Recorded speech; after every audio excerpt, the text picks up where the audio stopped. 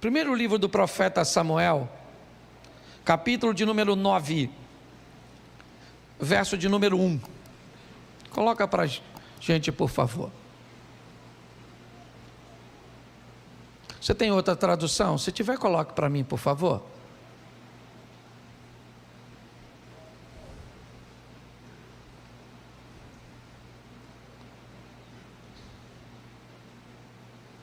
Eu vou ficar com a outra.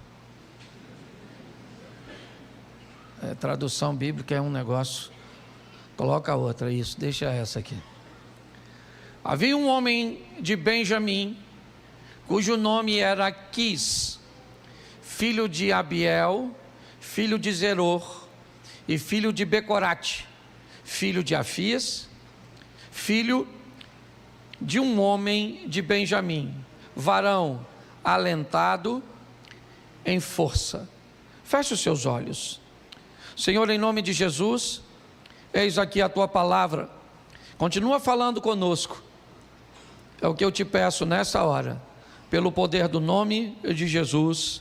Amém. Glória a Deus. Amém. Eu quero falar hoje com vocês uma reflexão rápida sobre aquilo que a igreja anda enfrentando nesses últimos tempos.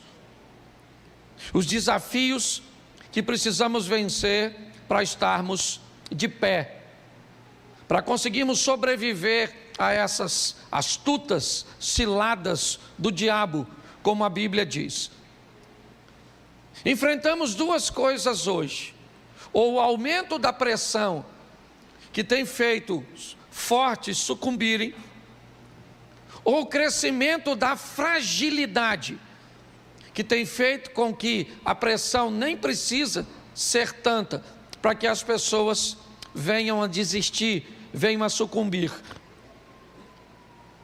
Eu não sei direito o que está acontecendo, ou talvez para alguns mais fortes, a pressão seja mais intensa, e para o mais frágil, qualquer coisa anda fazendo com que ele retroceda.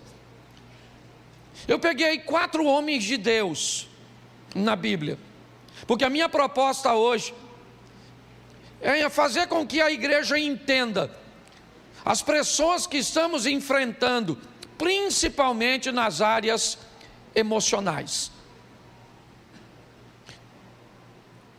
As dificuldades que as pessoas estão tendo de gerenciar suas emoções, de se abater com pouca coisa, ou não sobreviver com uma pressão realmente contínua e intensa.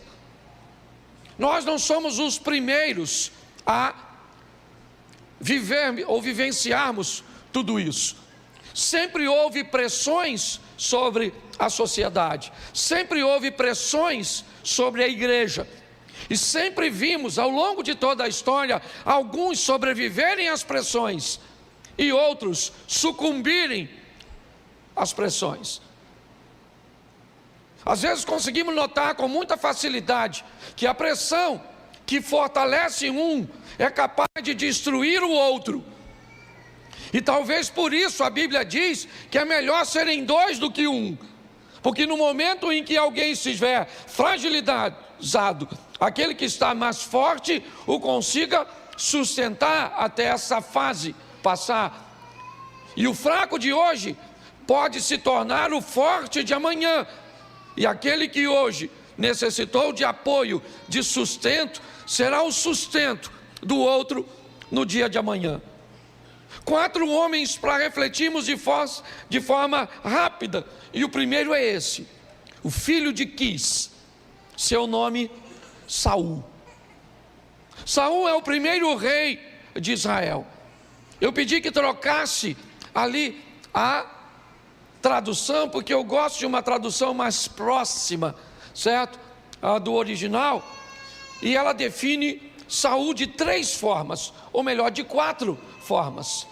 Diz que ele era um homem poderoso, seu pai era um homem de poder, ele era um homem influente, sua casa era uma casa de influência. Poder e influência fazia parte da história de Saul. O texto diz que ele era alto e belo. ele tinha uma estatura que o destacava dos demais, ele tinha uma beleza, né, que o diferenciava dos outros, ele tinha influência e ele tinha poder. Saul tinha tudo para dar certo, é verdade. Ele foi escolhido por Deus, e foi. Talvez causasse confusão para algumas pessoas ver alguém de Benjamim ser escolhido, já que a promessa estava sobre Judá. Mas nós precisamos entender que Saul tinha tudo para dar certo. Mas pastor, se ele tinha tudo para dar certo, por que é que ele se suicidou? O que aconteceu que este homem, e eu quero deixar claro que era um homem de Deus. Eu quero deixar claro que, por favor, se quer fazer alguma crítica a Saul, conheça a história de Saul por completo. A história dele é uma história extraordinária, de um cara trabalhador, de uma família forte, de uma família influente. É verdade. Um cara bonito, de boa estatura, que iniciou sua trajetória com o desejo de vencer e de fazer o bem. Mas o que é que faltou em Saul? Qual foi o problema que fez com que ele não conseguisse ir até o final, sucumbisse? Ele pediu, certo, a um de seus soldados: me mate. E o camarada ficou com medo, receoso de matá-lo. Então ele se lança sobre a sua espada ou sua lança para tirar a sua própria vida. O que aconteceu com este cara? Qual é o quadro emocional que este camarada poderoso, influente, bonito, alto, morava na melhor casa, ele tinha o melhor cavalo, ele tinha a melhor estrutura, a melhor armadura, as melhores mulheres, ele tinha tudo. A única coisa que ele não tinha era experiência. Saul era o primeiro rei, e não havia nele bagagem o suficiente, não havia nele o conhecimento suficiente. Hoje pessoas se enfiam em coisas, é negócios, é relacionamentos, é ambientes religiosos, cujos quais eles não têm experiência nenhuma. Desafiam tantas coisas, desafiam o diabo no ambiente religioso, desafiam a administração no ambiente corporativo, desafiam o equilíbrio emocional no relacionamento interpessoal. Inexperiência. Hoje eu vejo pessoas sofrendo as pressões, tendo tudo para dar certo, mas não dão, porque não conseguem alinhar a sua vida com aquilo que planejam fazer. Tem inúmeras virtudes, inúmeros adjetivos: poderoso, influente, habilidoso, talentoso, oso, tem isso, tem aquilo, mas não tem experiência. Se tem uma coisa que o diabo vai usar contra você, é a sua inexperiência. Não brinque com isso. As pressões todos nós vamos sofrer. Saul agora está pressionado, é verdade. Por quê? Nunca houve rei em Israel. Ele nem tem culpa, gente. É só você conhecer a história. Você sabe por que Saul se tornou rei? Sabe por quê? Porque Samuel não treinou bem seus filhos. Se você conhece um pouco de Bíblia, você sabe que os filhos de Samuel não seguiram seus passos, e que o povo via Samuel velho e dizia: nós não queremos seus filhos como nossos juízes, nós queremos um rei. Eles só fizeram errado, ao invés de pedir uma solução para Deus, pediram para Samuel. É só isso que o povo tem, certo? Por causa de uma inexperiência também do povo, que não sabia como lidar com toda aquela situação.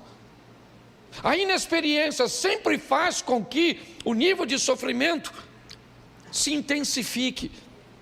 Não é maldade, é falta de habilidade. E muitas vezes falta de coragem para pedir ajuda ou informação a quem o tem.